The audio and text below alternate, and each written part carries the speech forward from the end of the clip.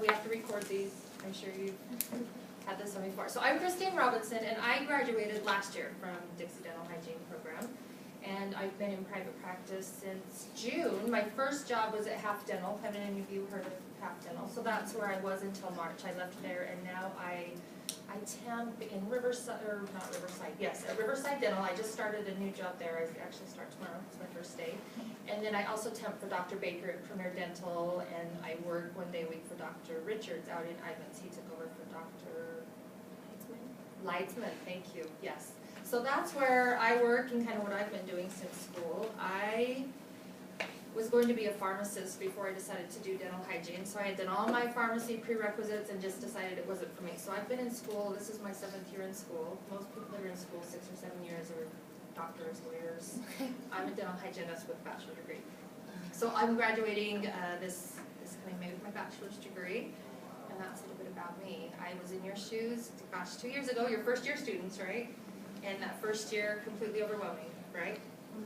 Yeah. I'm living proof right here. You do survive. It is possible. I have 3 kids. My oldest is 17. She's a senior at Desert Hills High School, graduating this year. She's going off to Snow College to be a student ambassador. So proud of her. I don't have to pay for college. I'm way excited for that because I'm still paying for my own. And then I have a 15-year-old. She's in 9th grade at Desert Hills, and my youngest is a little boy. He's not so little anymore. He's 11, and he goes over to Crimson View Elementary, I think it's called. So that's a little bit about me. When I'm not reading dental hygiene books and reading dental hygiene articles, I'm the biggest tooth nerd you'll ever meet. I'm always looking for new fun things on the internet, ways to improve my practice. I like to go boating. Lake Powell's probably my favorite place on earth. We're outdoors people, that's what we like to do in our spare time. So that's a little bit about me, and I'll be teaching our class today. So I'm going to ask you guys just a few questions if you don't mind. I love participation, so don't even worry about raising your hand. You can just word out whatever you have to say. I'm going to pick on you quite a bit today. So I want to know, how about you right here, because I love your sweatshirt. Do you like dental hygiene school? Yes. Yes? Okay. How about you right here, because I like your skirt? Has it been hard for you? Yeah, not as hard as I maybe was told it would be. I was told it would be hell, which is close to that. Not quite. All right. How about somebody in the back? You right there. Do you like hygiene school? Most days. Most days. All right. And how about Aloha? Just Aloha. Aloha. Do you like hygiene school? I love clinic. Awesome. All right. Okay, so there's some questions for you. Do you guys notice anything about those questions? Everyone had default answers to them. So we have a bunch of liars in here. Yes. They're closed. Thank you. Yes, very good. So let's try this again. All right, I'm going to ask you, what do you like about dental hygiene school? I like that I can go home at the end of the day. Yes. True answer. All right. Great answer. How about right back here in the corner? What has been the hardest part about dental hygiene school? Can I answer that one? There's so many things. All of it. How about that? All of it. How about right here? Oh, I was just gonna say, I just think it's so hard to be here all day long, and then to go home and still have to do homework and study and all that jazz. Like, you never have a moment like alone to do that. Yes. We joked that it was my husband and I. It's the 18-hour day, because you go home and you study, and then you get up early and you study, and then you go to school and you study, and then you go home and you do it all over again. All right, let's see, how about you right here? Why did you decide to be a dental hygienist? Kind of always wanted to be, and I knew it would be a great career for my family, and I like the dental field. It is so much fun. It is a lot of fun. I absolutely adore my patients, and I left my last job in March, and the hardest part was I had to leave my patients, who you grow and you learn and you love. So that's really great. All right, so first questions I asked you, did I get much information out of you? No. Yes, no, yes. How about the second time? I got a lot of information out of you right there, didn't I? I got a lot of information out of you. So what we're going to talk about today is motivational interviewing. Have you guys talked about that at all yet in some of your other classes? Yeah, so you're familiar with what it is, how to ask questions. We're going to talk a little bit more about it today. And what is motivational interview? Does anyone know? Let's start with, what is motivation? All right. pumped about something. What else? Somebody over here. Encouragement. Encouragement. All right. Well, let's do one more. How about with the red blanket? It's motivation. Doing something even though it's hard. I love it. Doing something even though it's hard. Dental hygiene school. Yeah? All right. Okay, so I want you each to pull out a piece of paper. We're just going to do a quick pre-test and see what you know about motivational interviewing.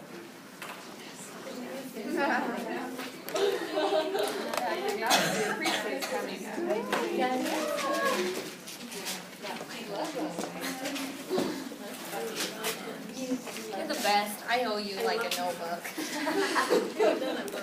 True. So I'm going to give you about a minute for each question, maybe less if you need it. So the first thing, and just, you don't need to put your names on these, I'm just going to read them for my own evaluation of how I taught the course. I want you to write down what motivation means to you. Number one, what does motivation mean to you?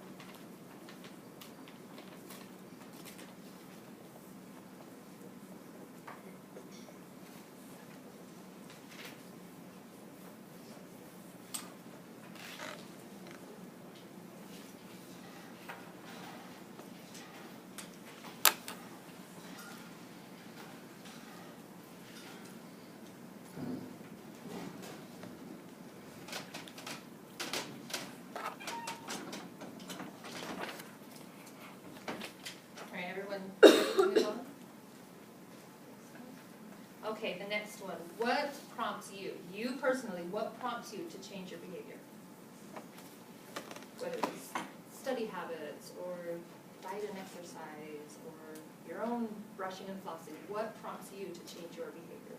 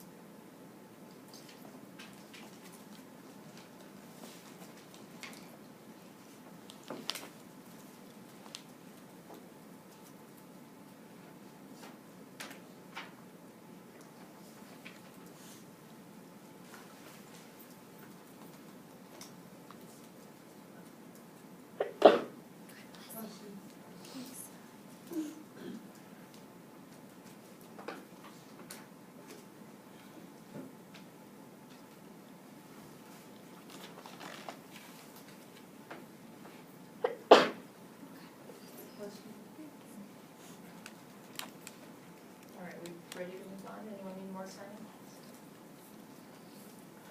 Okay, so now think about how your hygienist has talked to you. Has anyone ever had their hygienist tell them, you need to floss, you need to brush, you need to...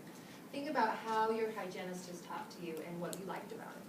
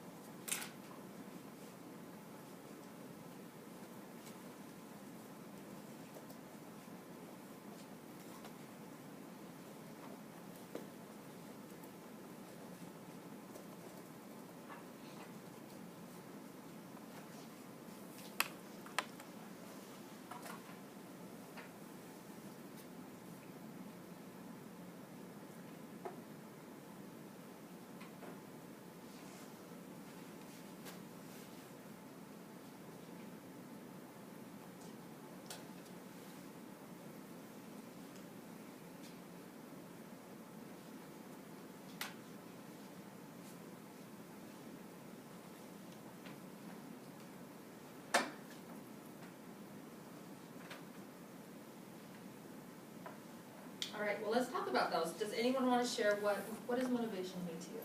Anyone share their answer? Right back here.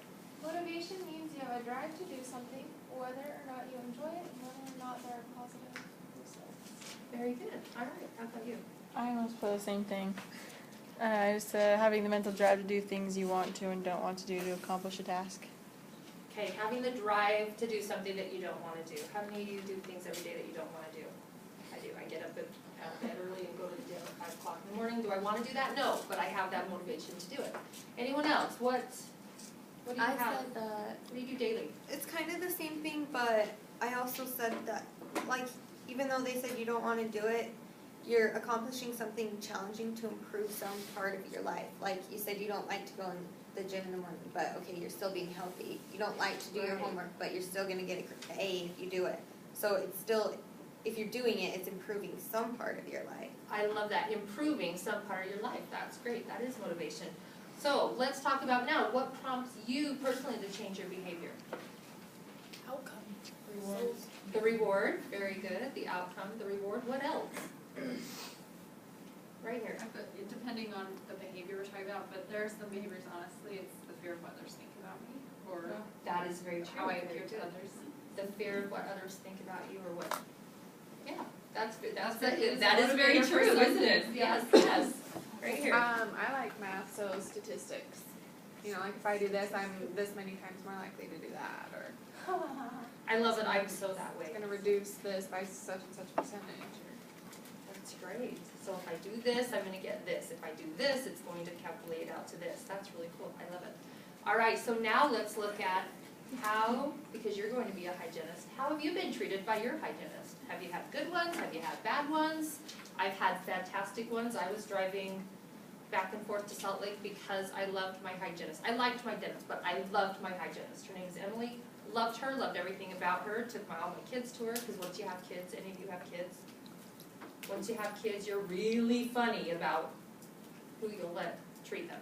So I had a great hygienist, and what she would say to me was, hey, you're doing a great job with your brushing, but I noticed you could maybe do a little bit better with the flossing. You know, she didn't make me feel stupid. How about you? How has your hygienist talked to you? Have you ever had a good experience? How about you? You ever had a good experience with your hygienist? Yeah, he's awesome. He's awesome. Okay, what does he do that's awesome? He explains things to me instead of just saying you need to do it. He explains why. So by explaining that, what does that do to you? Make you understand and actually want to do it. And want to do it a little bit more. Very good. How about somebody over here? How about you right here? Me? You first and then you with the peach. Got Okay. Like instead of like just like nagging on me, she just nicely like inform me like, you know, and someone like, oh, try this, like I found this works really good for me, instead of saying like you need to do this. Like try this brush, you should try this brushing this way because it's easier to get this spot. Instead of saying you need to brush this way because you're not doing a good job. So more encouragement than do. Yeah. Okay, very good. I like that. How now you and the pink? My hygienist, she includes herself in it. Like, she would say, like, I didn't do this, blah, blah, blah, like you. You know, so it's not like, you don't do this. It's like, we all struggle with that. You know what I'm saying? Exactly. Instead of just, like, focusing only on your problems. Instead of saying, you're bad. Exactly. Shame on you. You didn't do this. She would be like, we all have trouble with this, or something like that. Right. I would say 99.9% of my patients do not floss regularly. Normal, that's the world we live in. So I love that. I love that you felt that way. So would you be motivated to change if somebody was really negative? You didn't do this. You didn't do this. Why don't you do this? You have this, and this problem. Is that motivating at all? I don't think it is. So I want you to think, as we go through our PowerPoint presentation, I want you to think about the things that motivate you and how you can reflect that onto your patients, because you are the first line that sees that patient. You're the one that gets that patient in the door, and you're the one that the patient comes back to see. Yeah, the doctor's okay, but the hygienist, that's who they love. That's why they're there. So think about that as we talk about motivational interview. All right, first we're gonna start with our PowerPoint, so I'll go ahead and pick that up.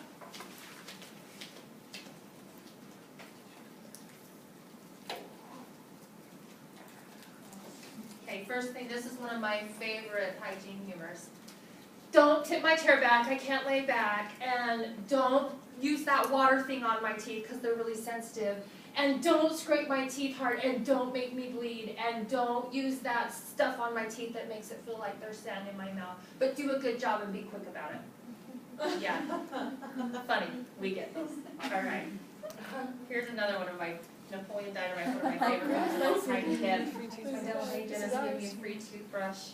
So yeah, I guess you could say that things are getting pretty serious.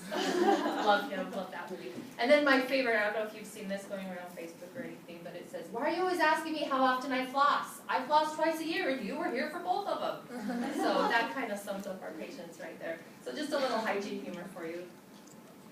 Okay, so we're going to talk today how to enhance patient behavior change through motivational interviewing.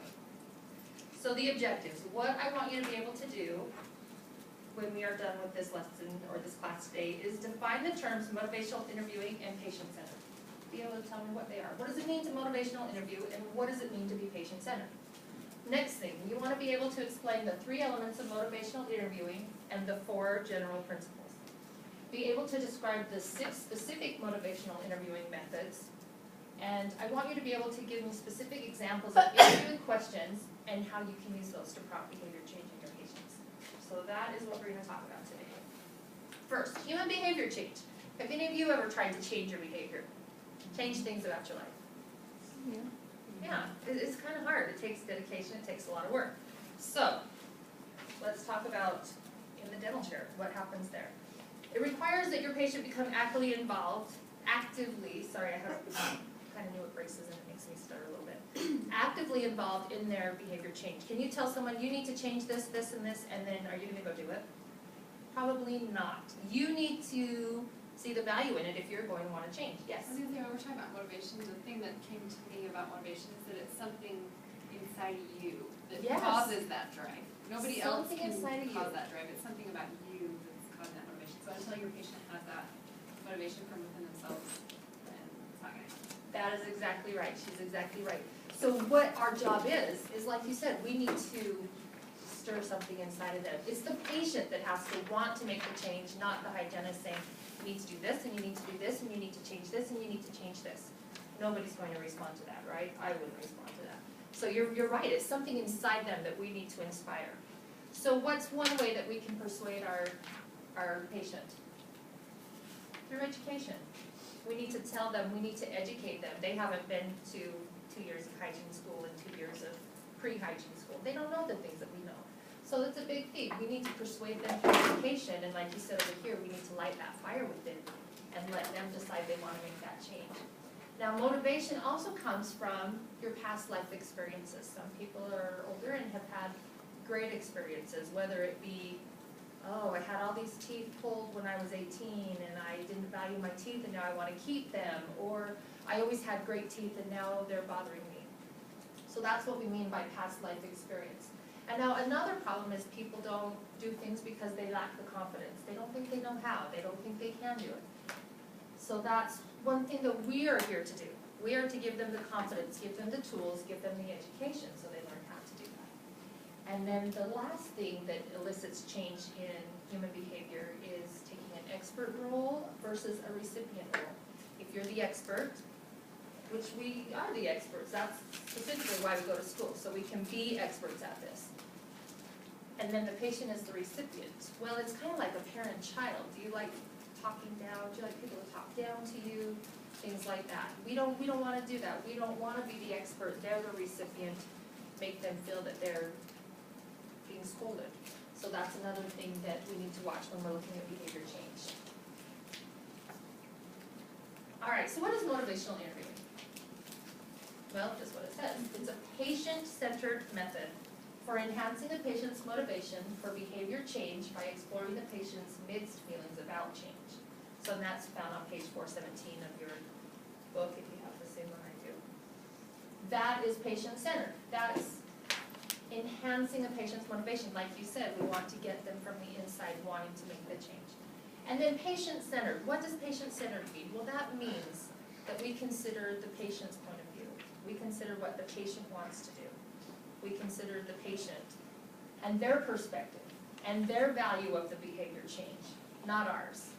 We know what's going to happen if they don't take care of their teeth. We know what's going to happen if we don't get him on a good routine, but they may not know. And if they don't know and they don't care, there's no change.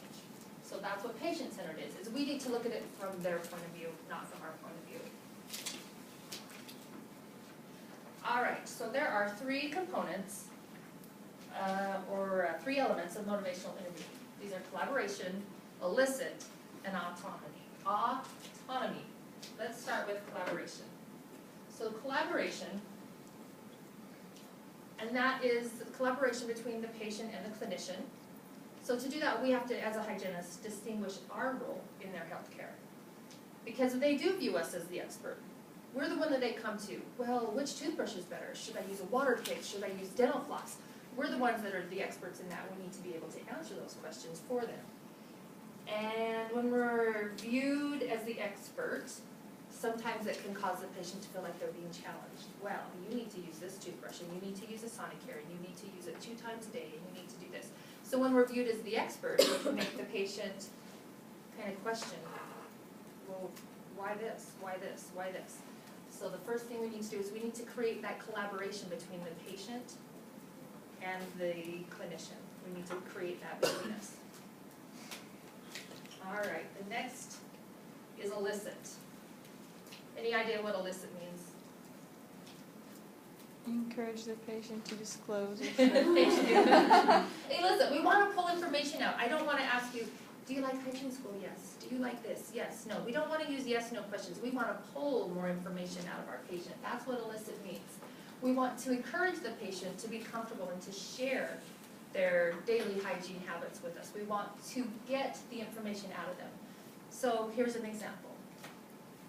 Do you brush and floss your teeth every day? Yes. Okay. Does that give us a lot of information? No. How often are you brushing your teeth every day? Twice. And how about floss? Are you getting the floss in there? How are you using your dental floss every day? C-shaped.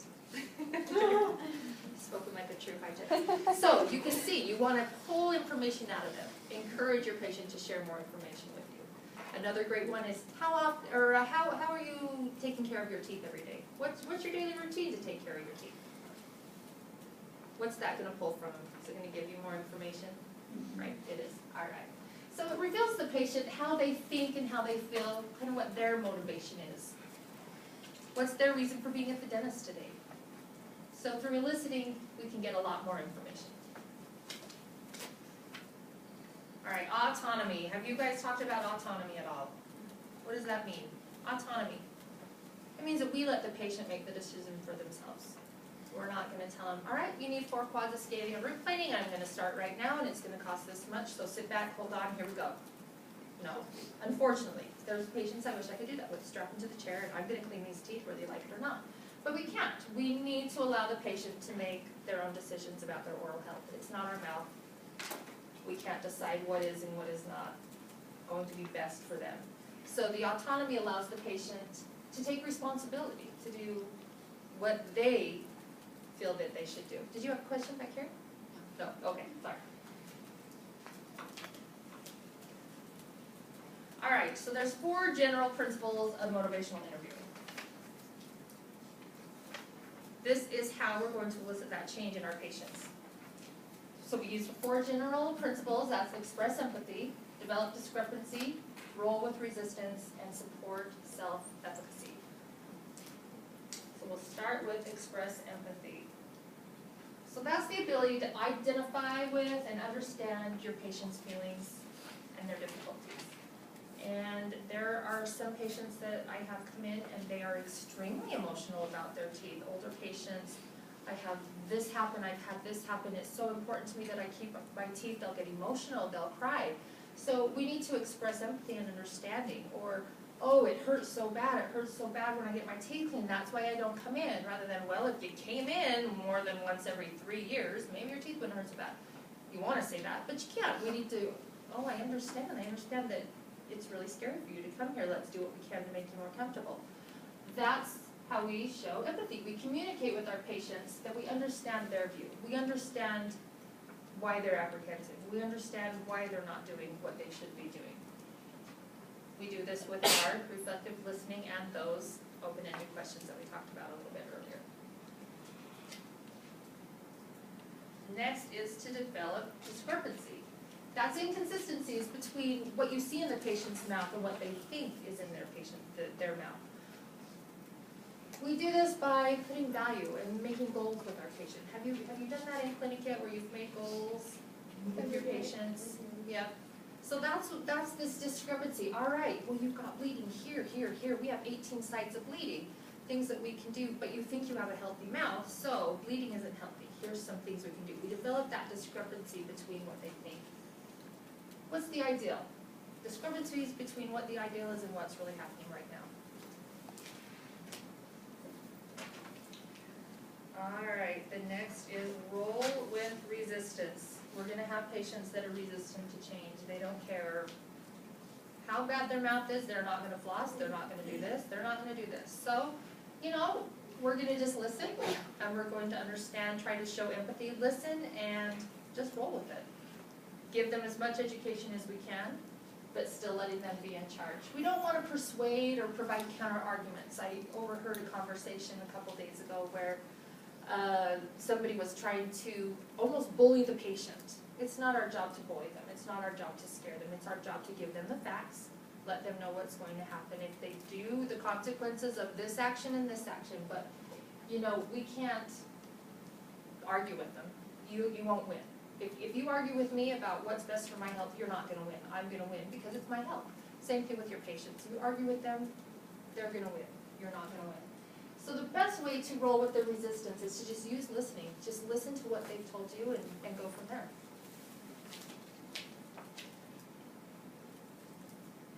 All right, the last is support self-efficacy. What is self-efficacy? Well, that's the patient's belief in their own ability to perform their oral hygiene and attain a goal. That's what self-efficacy is, that it is just the patient. So this involves seeking ways to enhance the patient belief that he or she is capable of change. Oh, so flossing is really hard for you. Let's give you a go-between and let's set a goal to do it every 3 times a week. Small steps, small wins, small victories. That's what support self-efficacy is. Provide a way for the patient, rather than overwhelm them with everything all at once, give them small little snippets, small little ways to motivate them, to get them to change. So this is essential for the healthy behavior to occur. The patient has to believe that they can do it, or it's just not going to happen.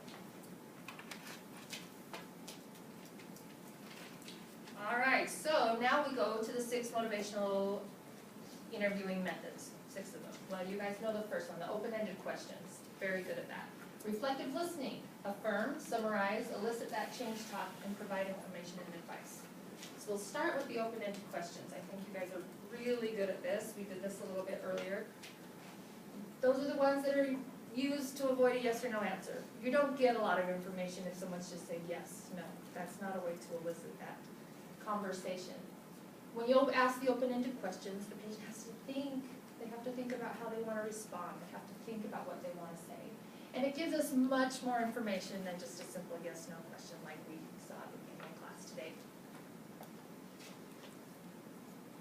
All right, the next is reflective listening. I think listening is really hard because there's so much information we want to give our patients. There's so much good we can do for them. There's just so much that we want to give to them that it's hard to listen to them because we want to tell them everything that we know. We have so much to share.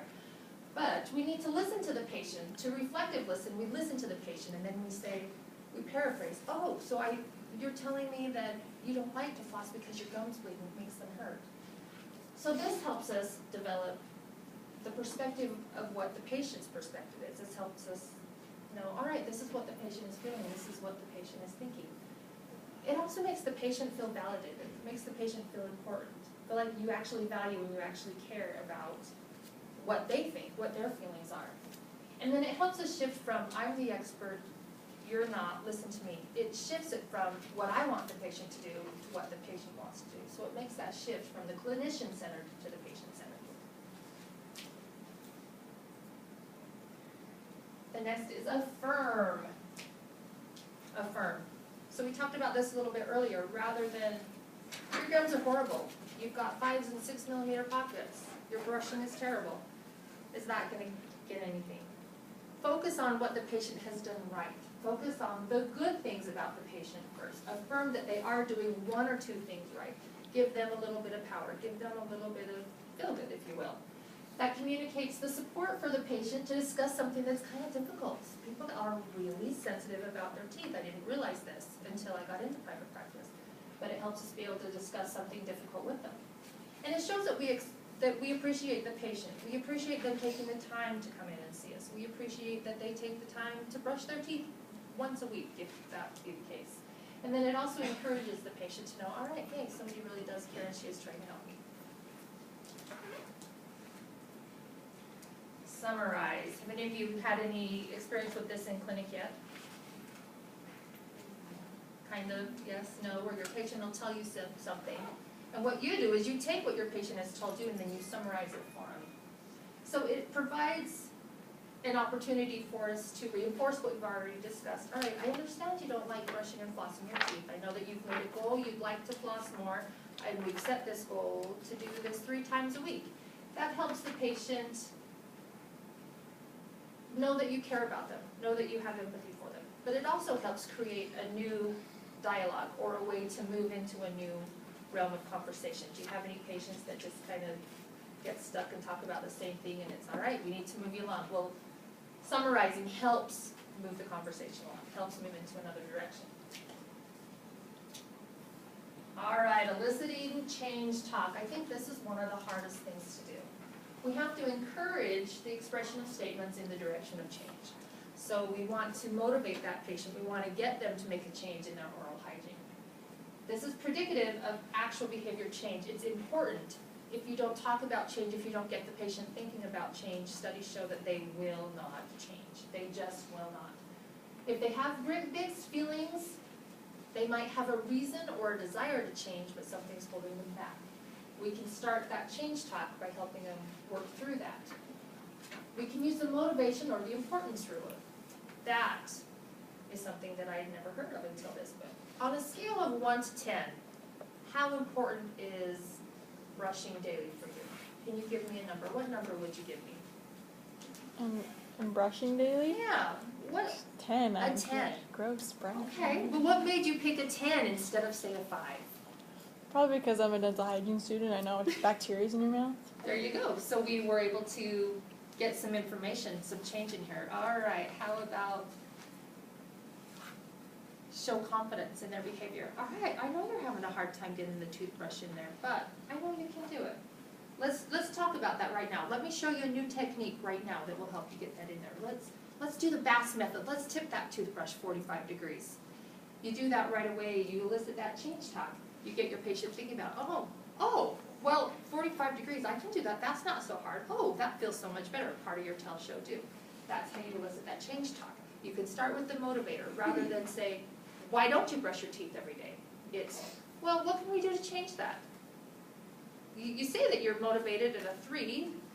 Well, why a 3 instead of a 0? What can we do to move that up to a 5? That's how we use that motivation or importance ruler, and that's how we give them confidence in their new behavior. All right, the last thing we want to do is provide information and advice. This is where our schooling comes in. Well, it comes in all of it, but this is where it's really important. We want to be careful about giving advice and information because we don't want to take on that expert role. We don't want to be, I'm the boss, you're the kid, you do what I say because I say. We don't want to do that. So the patient might want to ask us our advice. I get all the time, what's better? Should I floss or should I use a water pick? What's better? So we need to give our advice, what we've found, what we think is better.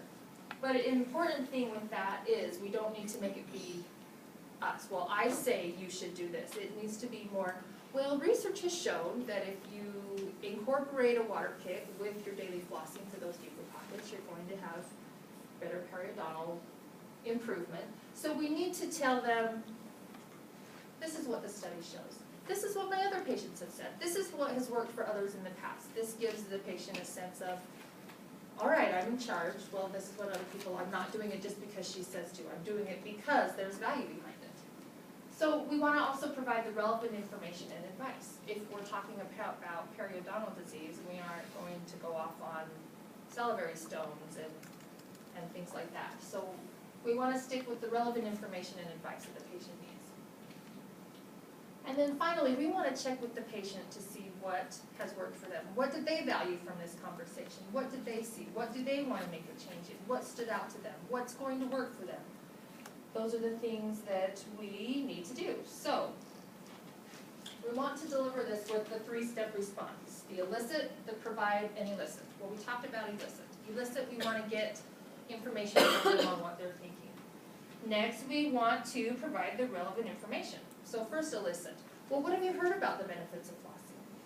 What have you heard about that? They'll give you that information. Second, we want to provide information. All right, well, you've heard that, you're right. Flossing is going to increase your gum tissue. It's going to reduce inflammation. It's going to improve your pocket depths. So you're right. Some other benefits that my patients have seen is reduction in inflammation, reduction in bleeding when they brush. That's how we provide information, and then we elicit again. What do you think about that? How do you feel that flossing is going to improve your health? How do you think that's going to help you given the information that we have? So that's how we elicit again from the patient. So now that we've learned the proper way to motivationally interview patients, we're going to break into groups of 2, and we're going to try it on our own. Does everyone have their book today?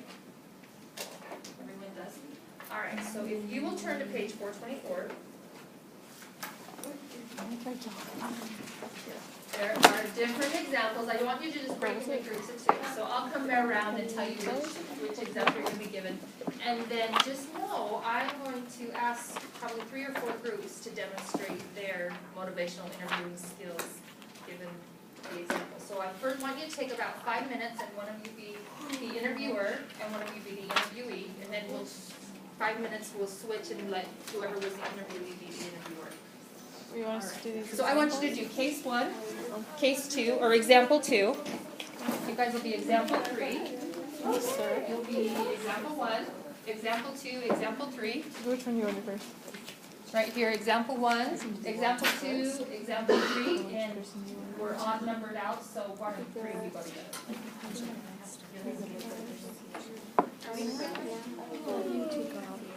And I'll just kind of walk around and if you have any questions or need any help. Banker. Example 1. Fancy. Is it good to be an old bank because from the almost wanting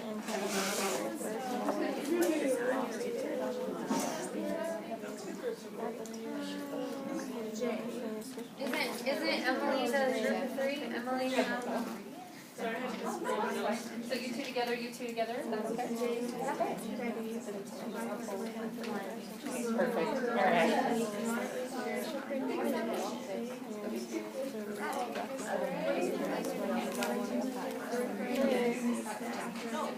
Oh, God. Did you do this last night? Which one did you answer? I did the first one.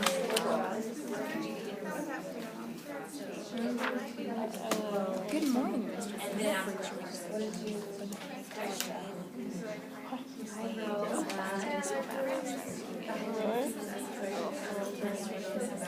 Well, you know, I have this missing tooth here, and I want to chew.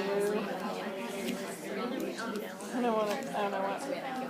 And when I chew, it really bothers me. You know, the food gets stuck up in there, and on top of that, it doesn't look good. So I smile, a buddy worked for me about implants, and it seriously seems to be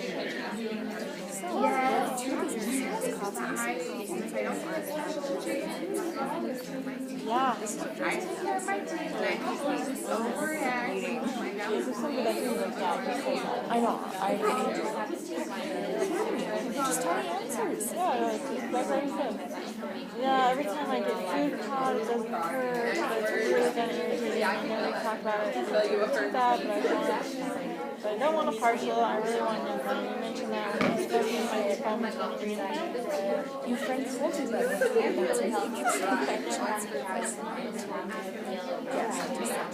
yeah, that's right. No, before you said everybody, you don't need to go through the questions. You don't read through the book. Just take the example, and I want you to make up your own questions. Yeah, I know, because they're kind of a little goofy. So yes, make up your own questions, and you motivationally interview that patient with your own thoughts, your own ideas. That helps a little bit. Yes. I know you're thinking this is kind of weird. So you say what he says, but I kind of ask questions. Is that what I'm doing? I don't think so. Oh, you know, my doctors, tell me that my doctors were real flappy like.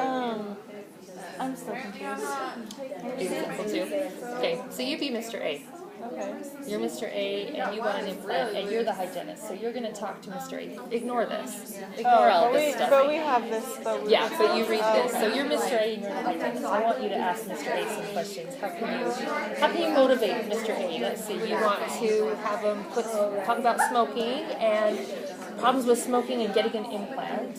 You know, a lot of doctors don't like to do implants when you're a smoker because chances are it's going to fail. So if you've lost to periodontal disease, what are you asking about periodontal disease? Okay. Does that help? Yeah. Okay. That's a little easier. And then in a couple minutes we'll switch. So then you'll be Mr. A and you'll be the hygienist. Okay. All right. Tell me what you know about the effects of smoking on the hearing. Well, I don't know much except for what he told me. But I said something that they just don't work as well, or I could spend all that money getting one, and then it just wouldn't fail, and then I have to get out, and then I just get all this money, so I just came to see what she could tell me.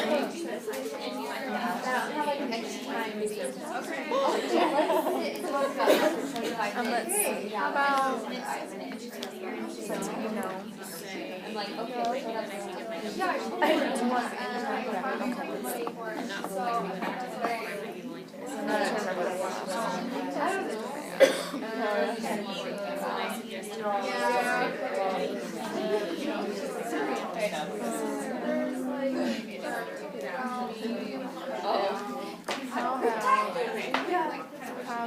tell me about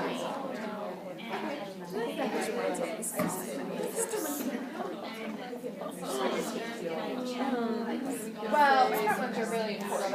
So why is it important to get me? and then you told me. But And I would say, well, I want